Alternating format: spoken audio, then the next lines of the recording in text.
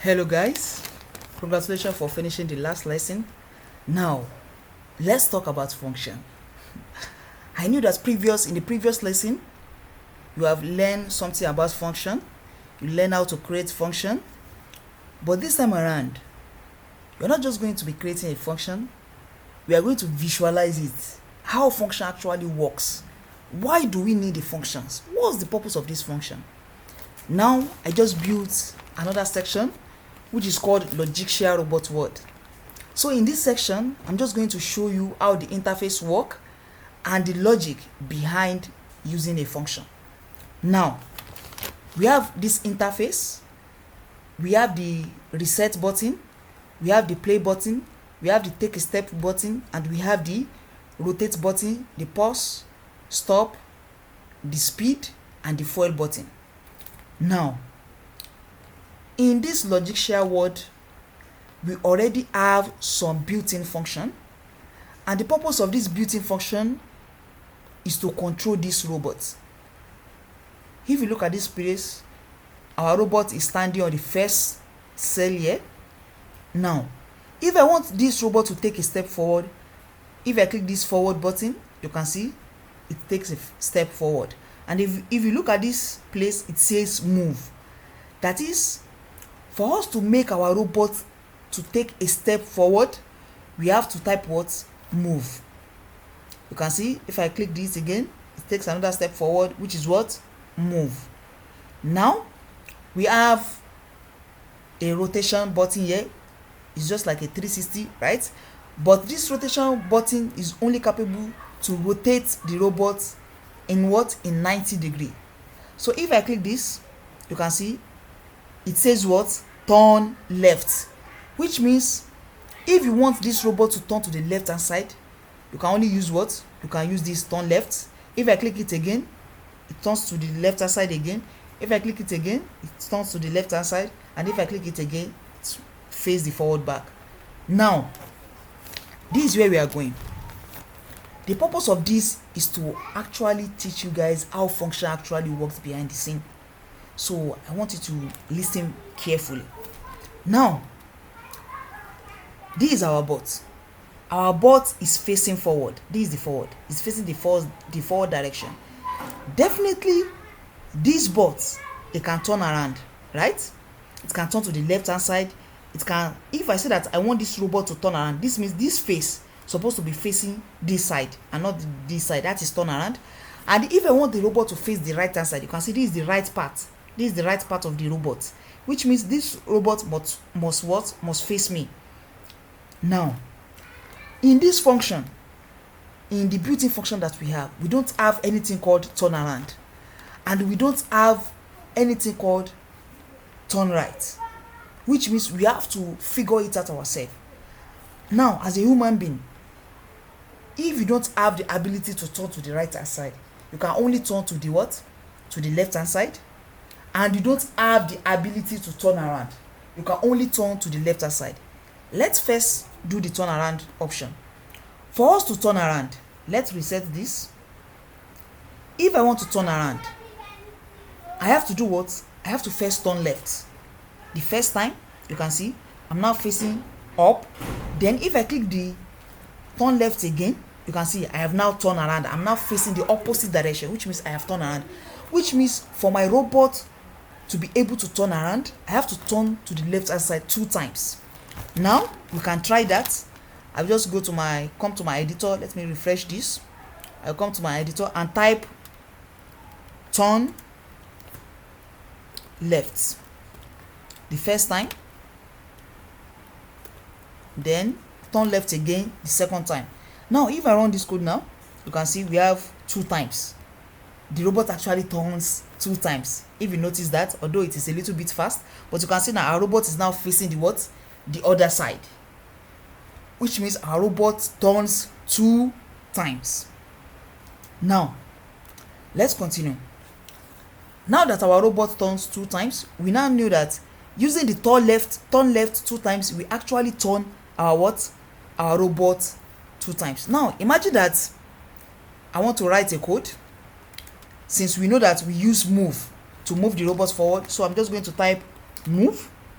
So I'm going to move like 3 times.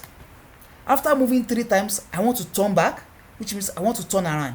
So for me to turn around, I'm going to say that turn left. How many times?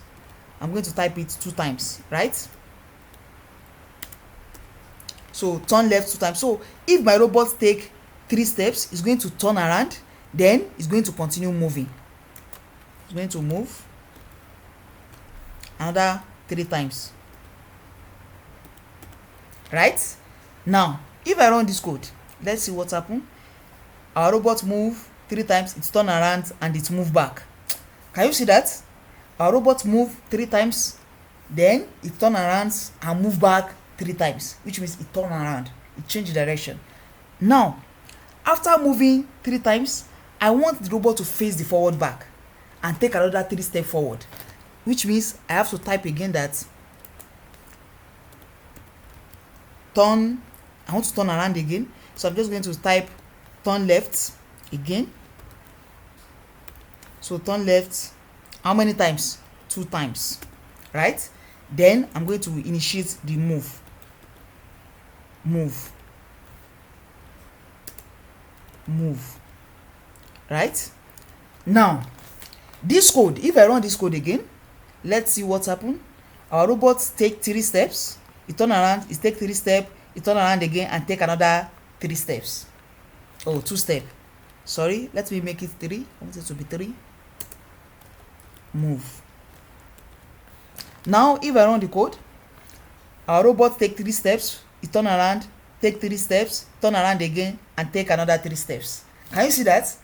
We are now controlling the robot. Now what do you notice here? You notice that we have repetition. This is a big repetition. We are having move 3 times, left 2 times, move 3 times, left 2 times, move 3 times. Now since we know that this robot is going to do the same instructions, it's going to take the same thing, so why not create a function that actually solve that problem? Instead of typing move 3 times, what if we create a function called take 3 steps? And this function will only do what? We only make the robot move 3 steps. Can you see the purpose of function? So which means I have to come here and create a function. I'm just going to create it at the top. The function will be called, so for us to create the function, don't forget we have to define our function. It's going to be called def, and the function is going to be take 3 steps. Can you see that? It's going to be take 3 steps. Now this function is going to take 3 steps, and I'm going to copy all this move, because for us to take 3 steps we have to move the robot how many times? 3 times. So I'm going to copy it here.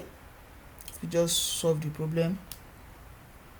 Okay, now I have defined a function called take 3 steps. Now instead of writing move 3 times, I'm just going to call the what? The take 3 steps.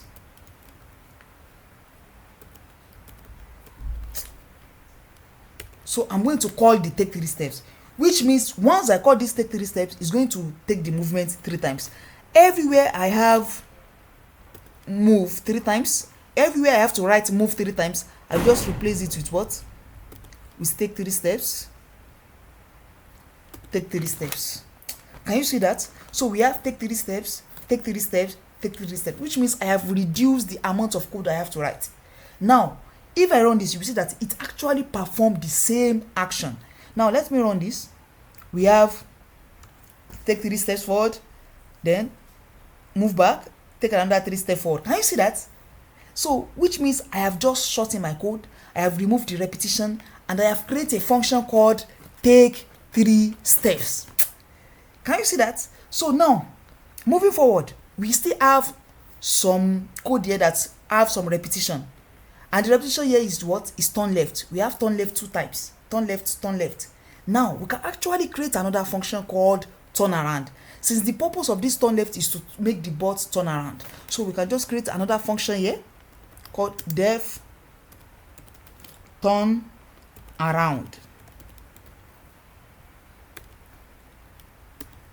Turn around, right? So here we have turn around. Inside this turn around, For us to turn around, we have to do what? We have to turn left 2 times. So I'm just going to create turn, or I can just come here and copy this.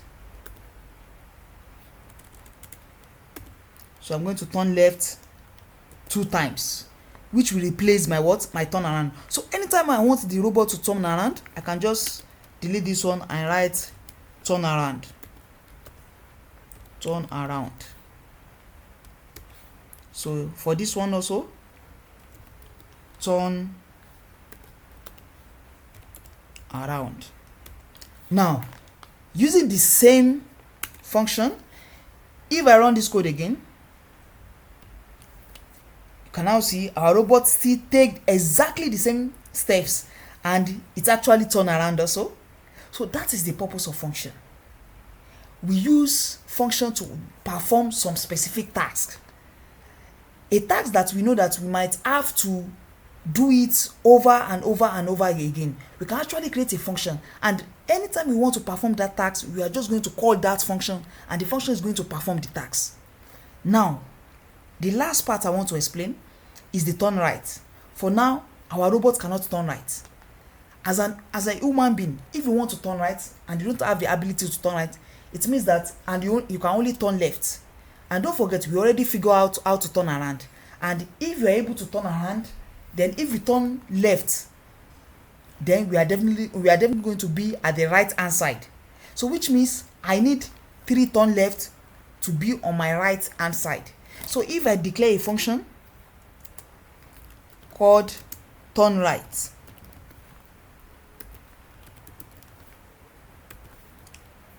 then in this function, instead of writing turn left 3 times, don't forget we already have turn around. And the purpose of this turn around is to do what? Is to use turn left 2 times. Definitely I can just call the turn around. The turn around, and after calling the turn around, then I will call turn left. This will make my player to do what? To turn to the right hand side. We can actually try that.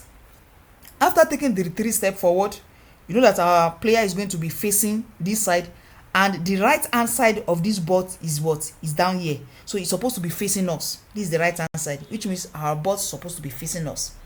Now, for me to do that, I have to do what? I have to call another function which is called turn right, because I already created a function. I don't have to type turn left, turn left, turn left, or type turn around and turn left. So I can just say that turn right, RIGHT.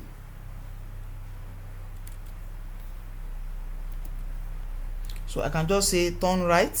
So if I call this turn right, we can actually run the code again. Let's see. It's move forward, turn around, back, move forward, then turn right. You can see now the bot is actually facing us. You can see the bot is actually facing us, which means our code is correct. So that is how function works.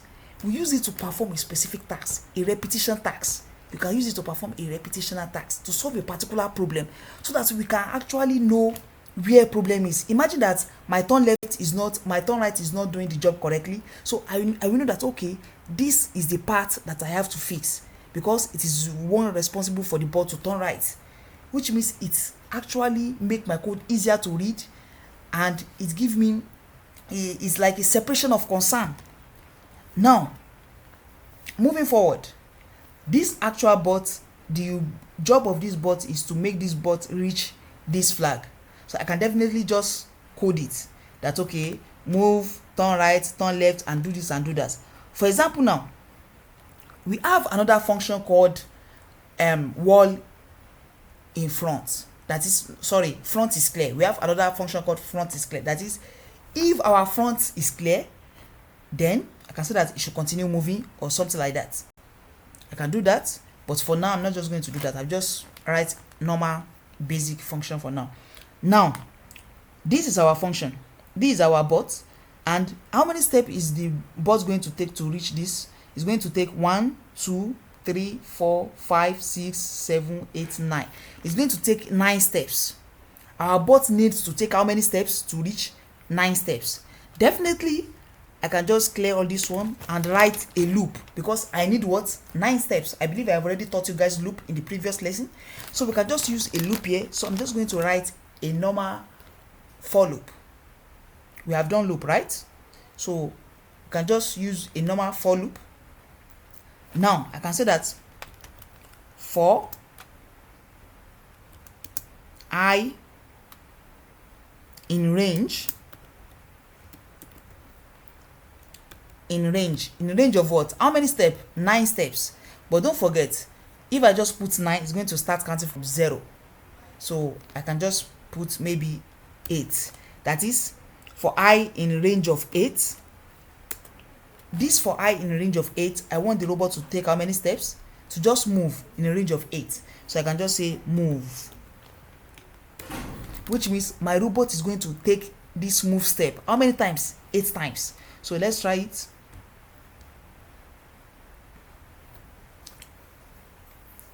You can see my robot actually takes how many steps? 1, 2, sorry, this 8 definitely means 7, right? No, it actually means 8. It takes how many steps? 1, 2, 3, 4, 5, 6, 7, 8. 8 steps. I think I'm not correct with the count. Actually, we're supposed to make our robot face the left hand side. So before I even use this loop, I'm going to write turn left. Turn left. Maybe I'm wrong with my counting. Turn left, and the robot should take maybe 10 steps. I think it is 10 steps. So let's just try it. Let's run the code. 1, 2, 3, 4, 5, 6, 7, 8, 9, 10. Oh, 9. So the robot crash, because we start counting from 0, which is supposed to be 9, right? It's supposed to be 9. So I'm just going to type 9 and run the code again. So you can see, if you feel that the robot is too slow, you can increase the speed of the robot, and you can see it actually reached this stage, but it has not reached the flag. It reached this stage, it has not reached the flag. So after the robot reaching this stage, then it need how many steps to reach here? 1, 2, 3. It need 3 steps, which means I can actually write a loop. I can actually call the take 3 step. So I can say that take, after moving, then take 3 steps. Take what? Take 3 steps. Which means with this, we are definitely going to reach the flag. Let's try it. Let me just increase the speed so that it will be very quickly. So let's just run it. Ping, ping. Oh, sorry. a great catch. Now, if our robot reach here, is still facing this upstairs, we need to make our robot to do what? To turn to the right hand side. Let me run this code again so that you can see what I'm saying. If we run the code, let's pause. Oh, the pause is not working, sorry. No. So if you look at this place now, the robot is facing here, and this is the right hand side of the robot, which means I have to turn to the what? To the right hand side before taking the 3 steps. Don't forget, we already have our turn right here, so I'm just going to call the turn right before the 3 steps. So turn RIGHT right. Now if I rerun this code, sorry, try again. Let's run the code. Take the step, turn to the right hand side, and takes 3 steps. Now we have reached the goal. Can you see that? So that is that. And don't forget, in this place you can actually write any Python code you like. Every Python code is valid. You can write your if condition, you can write anything, you can write the for loop, you can write any format of loop you want. You can even declare a variable and use it as a condition to check some other condition, as long as you are able to reach the flag. So that is that about the introduction of the logixia word. So here we have the keyboard, and this keyboard is actually the words that you can use in the logixia app. So you can click on it, check it. We have the move. The move actually returns nothing. It only moves the robot 1 cell forward in the direction it is facing. Does nothing and stop the programs if a wall is in the way. We have turn left, and it actually returns nothing. It rotates the robot 90-degree counterclockwise. Free doesn't use fuel. This doesn't use fuel. but this move it's actually useful.